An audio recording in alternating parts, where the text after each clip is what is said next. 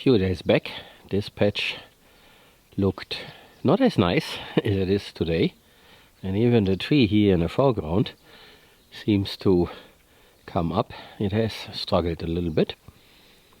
For some reason it was kind of bent, and somehow it recovers. So what you see there to the right is watermelon that will then grow over there, and it's now pretty important that I fill this and I finish filling it. I was a little bit sick the last few days and I couldn't do this, but hopefully tomorrow or the weekend I can do this before this then grows over there. Let's go and check out the cows. They have been grazing since Monday, and now they have advanced to a paddock over there. You can't hardly see them because they're behind the truck, but I will walk there now. The horses continue to be here outside in the driveway and the easement, and as you can see, this one wants to say hello. That's what she always does. This is Tuscarora. Right there. She's a very well educated mare. And even the other one also is curious, but she's not as people oriented as Tuscarora is. And Sakahaweya, the blind mare, had the same trait of being very people oriented, because they were raised by Carlos, and of course they never encountered the bad things humans can do. While this one here we call Librada, and that means the liberated one, has experienced those things, and not as bad as the gelding we call Solo. He's always a little bit somewhere. Can't see him right now, but he's around. He stays apart. That's totally normal. The thing is, that one was treated badly and has lost all faith in humans. So you can't ride him. He will just refuse to do anything. And that is what horses do at some point. While that one there is a very good horse. Unfortunately, I have not been able, due to all the other things, to actually do some riding. I will get back into this at some point. Thing is, our round pen got repurposed, and I don't want to buy the material again. I rather finish this. As long as we have a single cow, we need to have such a facility, but we can probably make it a little bit smaller. But it needs to be finished, and then I can put up the round pen again. And the other thing is, originally I thought that we all are going to work with horses, but no, I'm the only one who knows how to ride and actually likes it. I'm not crazy for it, but it's a very nice thing to do. And a horse can be a very useful companion. But I tried, and the guys are not for this. And now that we have the older Juan here, he used to ride to work back in the day, every day. That was normal. But now he prefers to use this. That is his car for short distances. That car is very old. So the herd is over there, and as you can see, there are two calves outside the fenced-in area. That is what they always do. So when they are very little, they just slip under and nothing happens, because they are not doing any damage yet. And then when they are older, they become, like naughty children, and they will not respect the fence, even if it gives them a shock. And the adults, especially those that are left now, those know what the fence means, and they just respect it. They don't challenge it. So this is now a lot easier. And without calf, this would be a herd that is extremely docile. And probably is going to be that way as a smaller herd. Because we are removing the cattle, but we are going to keep a few to make compost for us. This here is what we call A18, and they have not grazed here. And you can see all that rain and now the sunshine and the heat is definitely making a huge difference. I'm going to show you A15 next, where they have been grazing yesterday for half a day. And then they got moved to 14 over there, and this morning they are now in 13. So I'm going to show you them in sequence, so that you have an idea how that grazing, how the impact of that grazing has been. And before I step into A15, let me show you this.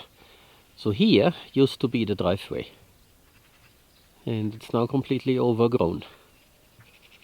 Of course the soil is not completely covered. There are gaps between the plants, but the mustard and all the other flowers, they make it look like it were completely covered. But definitely that driveway that got loosened up by the excavator a little while ago, it is definitely disappearing.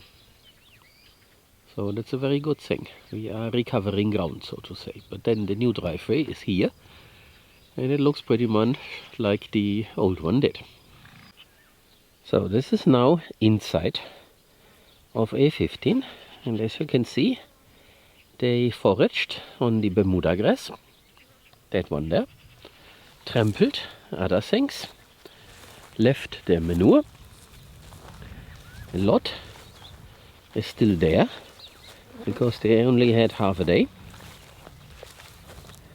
So we continue to have some ground cover, and there are enough solar panels left so that moisture and sun can be used to grow the plant back very quickly. So when this has been given 30 days of rest, that is basically the default value that we use, this should be back to as it was before, or even a little bit better, given that the summer continues to be wet. And the forecast talks about rain showers. Of course, in the forecast it comes and goes, but eventually it will happen. The forecast now talks about the 10-day forecast, about 37 degrees Celsius, which is very hot. But given that there is moisture, that also means that a lot of clouds will develop, and all this energy in the air will eventually lead to a thunderstorm. It's just a matter of time. And as I walk here, I can also see a little bit of glistering moisture in the sun. So this is wet. And you can probably see that I also got a little bit of wetness here on my boot. So this is very positive. And the official summer has just started. So this is extremely positive. In other years, this what you see would have been good. And now this is after grazing. And let's go over there to the paddock where there was before, where they were before. They are now grazing basically in a logical sequence to also make the movement easier, and that kind of determines also the order for the next round. But we also have to look and then decide whether we skip an element or not. So this is where they were before, and it's pretty much the same. Here there's quite a bit of Bermuda grass. that wasn't here before. So I'm very happy about that. And the grazing helps it also, because it now gets exposed more to the sun. And now that we are here, we can also look across the fence. See the sheep there. And there are the brassicas here in this area. Yeah, the mustard. But you see, outside of this area, this looks pretty bad.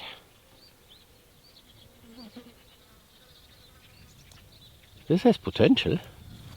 This could be looking just the way it is on our side. And this area is not always grazed. I think there is an internal fence that somehow allows the sheep owner to exclude this for a while. But the rest of the whole land, I think 30 hectares or so, are completely open. So there is no management possible. So that was this here. And now I take you over there where they actually are. But before I do, I'm so amazed about this Bermuda grass. I want to show you this again. So this is a large patch of Bermuda grass. So this is our summer forage, given that there is a little bit of rain. So I don't mind every 2 weeks a thunderstorm. That would be just perfect.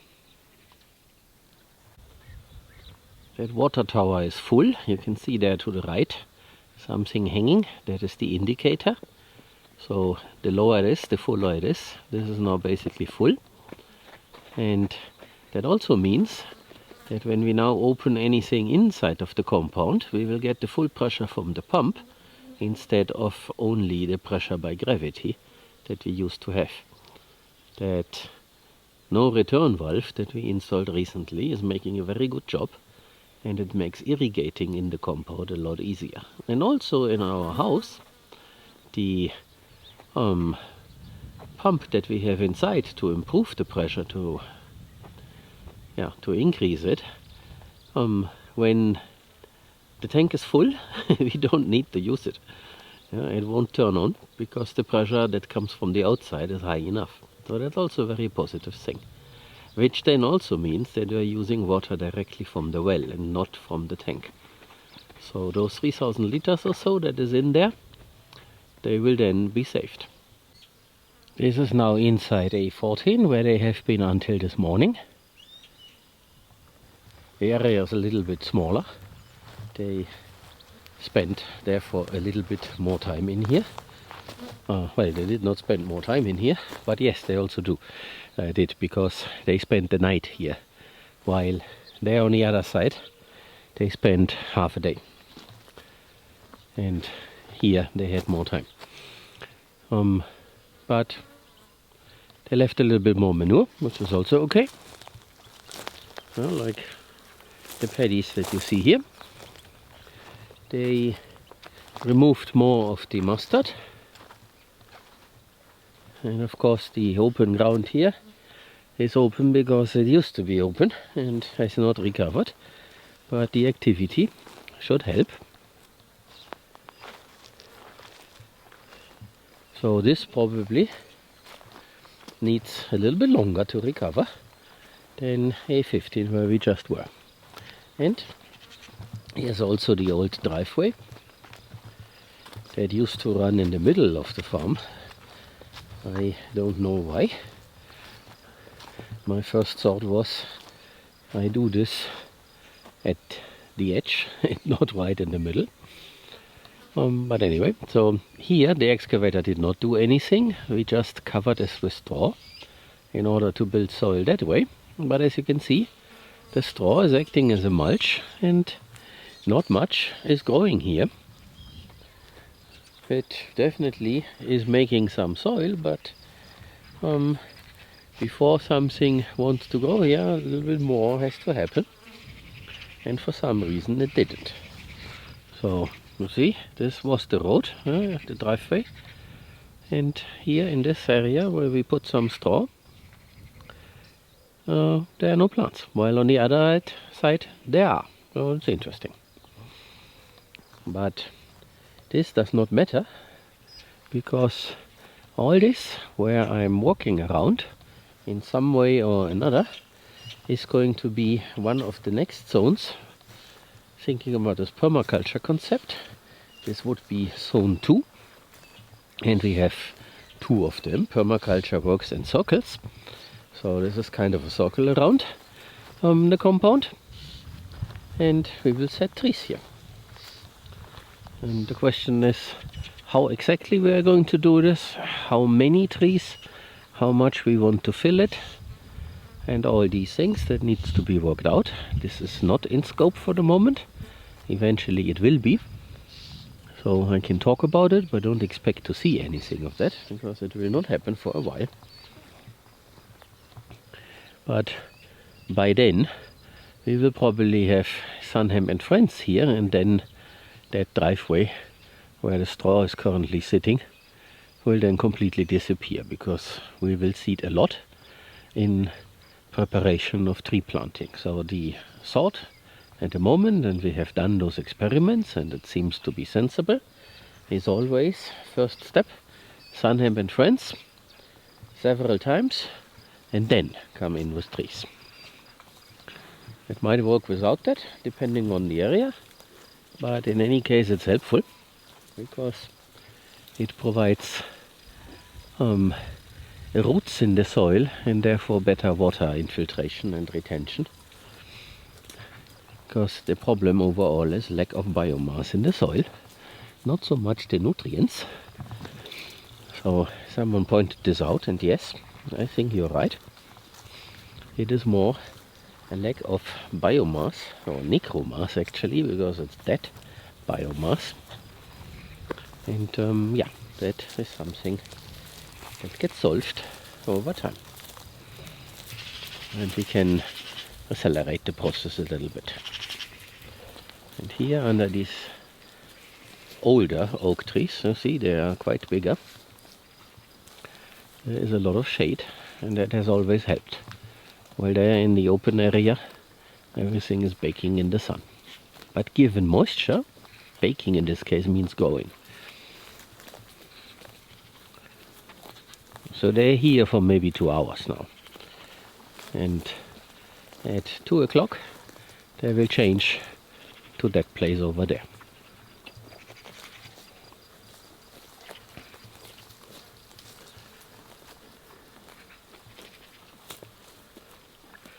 And like I said, there is no bull anymore. So we only have the cows and their calves. And the further plan of action is, once the calves are old enough, we either sell them to a feedlot, or if that doesn't work out, the problem is the tuberculosis thing. I should explain this in a second. So if that doesn't work out, then we need to keep them for a while, and then we sell them to a slaughterhouse. And at that point we also make a selection which cow is going to stay and which one is going to leave. So we have 5 already marked as the leavers, because they are of this limousine type. They have never grown very well, and their character is a little bit erratic. So if you look at the earmarks, when it says 5 something, then that's a keeper. And this one there, 9-7 something, that would be of the other type. But most of these erratic behaving limousines, they have disappeared. So they were never meant for grazing, they were meant for being grain fed in a feedlot, and they did not thrive on grass, which is quite astonishing to see it in action, because they all came of the same size, more or less normal state, so nothing bad. And while everybody in the same herd was grazing, some of them got skinnier and skinnier, because they were sold to us instead of to a feedlot. basically at the same time. And quite a few of them died. So a cow is not a cow. That is something that I learned. And you might notice that some of them are a little bit skinny now. That is because they have been spending quite a lot of time in Zone C, where there's less forage.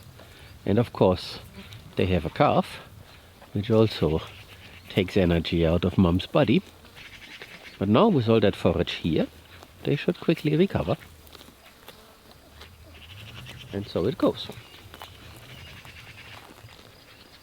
And some of them have a very full belly, like this one here. And this one is not pregnant. This is all grass.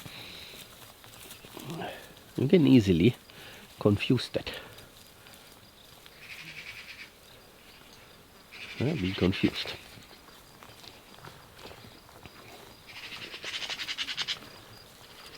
For example, this one here looks like the Retinta breed that is native here to this area. And this one is also well behaved, so there's no problem. So she will stay.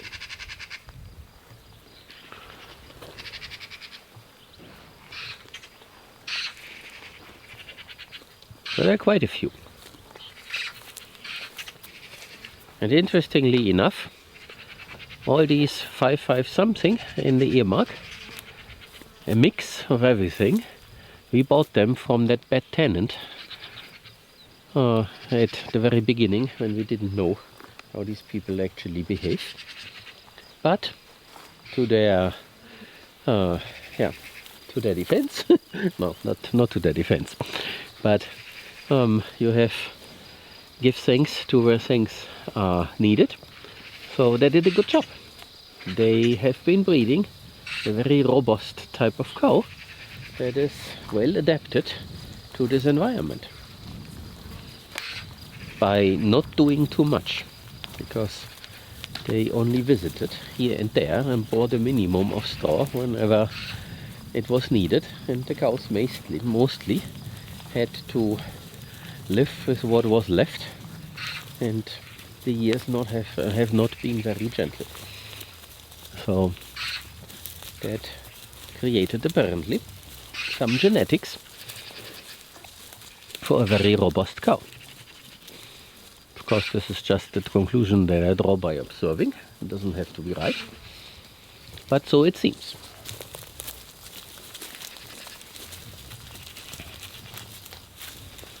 They're also not that small.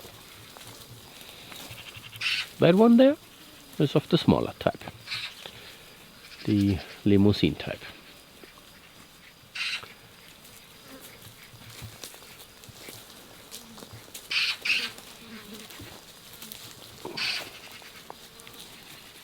And what you see right now, this is what everybody envisions what is Dehesa. An open forest with ranching and lots of shade because of the trees. And it used to be that way. But then somehow people overdid it. But this is exactly how it's supposed to be. Of course, this is just between these two oak trees. With more trees and shrubs and frequent movement, it would still be that way. There is still transhumance in Spain, and there's even a network of special paths throughout Spain. So this is to move animals from places like Andalusia, where they can be in the winter and there's forage, back to the northern parts where there's forage in summer, and then come back. This is quite a distance. And people in the past used to walk this with the animals, large herds. There are still a few left. Here and there's a documentary even on TV where they talk about this. And even in a city like Madrid, they have to close off some streets because they are part of this official network of vías agropecuarias, which means the animal paths. And the people who actually do transhumance, they make sure that they use these paths every year so that that right stays intact, and everybody knows it is needed, it is required. This is not a thing of the past, and we can now pave it. Some municipalities did actually pave those animal paths or narrowed them, and that led to lawsuits, and they were mostly won, and they had to remove the pavement. So this is a serious thing, and it's a good thing actually, that this is still alive. But of course, now people in Andalusia have a 500 hectare big piece of land. There's a fence around it, and then that's where they keep the animals, and they will never leave. And that causes the problems partially.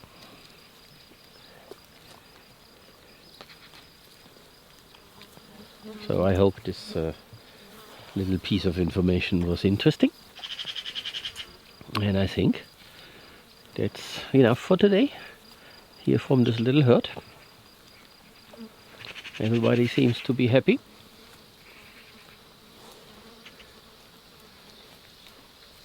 And by 2 o'clock they will then be over there for the night,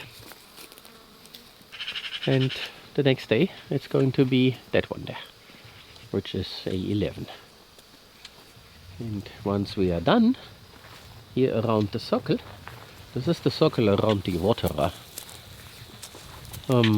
then they will do the 2 paddocks up there. So that is 17, where also the well is, and then the one with the tower, that is 18, and after that they will then go further down. So then they will use that animal path and will continue to make their way all the way to the outflow of the water reservoir, where there is also a lot of cattail which they used to graze on. But currently that's not possible, because the authorities removed our neighbor's fence, and therefore our farm has been combined with theirs, and we cannot really let the animals go, let them go in there without supervision. So this is now off limits for us. So we lost a few square meters. It's not so bad. It's only sad because it was so unnecessary. But sometimes authorities do things that make no sense. Some people say to fulfill their quotas. I don't know. This wonderful wet summer is also helping with that. So these are the last 2 remaining bales of straw, and as this is a major expense, all that forage that is now available is actually helping a lot on the financial side. As you might remember, we are a little bit in a challenging situation. We are not selling anything, and my IT work is also not thriving. I have not had a project since October, and so this makes things a little bit difficult. But not having to buy straw is definitely a huge improvement. And now they've just said we are not selling anything. Yeah, that's true, but then the question is, how will you guys make it even? Well, over time. So we do have a lot of hemp in the ripening facility. It stays there between 3 and 5 years, and the time is not up yet. So there we have quite a few things that in the future we can sell. Of course we will do this either a full leg or sliced, like the ones that you can see in the shop. Currently it says nothing is available because nothing of our hemp is actually available, because the few pieces that were left, they are not ripe yet. And the smaller ones that ripen quicker, they have all been sold out. So that's very good. Thank you for that. And then of course, once we do the tree thing, in about from today to then, in about 12 years or so, there will be a sale. And if we do this right and keep the trees in good shape, the sale will be huge. So definitely this will then retrospectively or retroactively, I'm not sure, be interpreted or can be interpreted as a very huge sale per year. But of course it all comes in one swoop at the very end. So now I just stepped in here, and I think later this afternoon I will do some surgery here. So I will cut away all the things that might potentially take over the okra, because that is what I'm trying to do here. This is a little experiment. So you see, there is okra, and here and there it is also quite tall, but there between the Bermuda grass you can see them, but it might be too much. So just in order to avoid that, I'm going to cut this Bermuda grass a little bit down, because if you look over there, it can grow tall. So if it's that tall, then the okra might lose, and I don't want that. And there's also all that other stuff. I have not been doing this here for a while, a few days, not a while, a few days, because I was running a fever, and so now I definitely need to get back. But it came up well, so there's no problem. The okra now starts to grow. It's very positive. And it seems that that sunflower has finished the cycle, and the birds have eaten all the seeds, which is okay.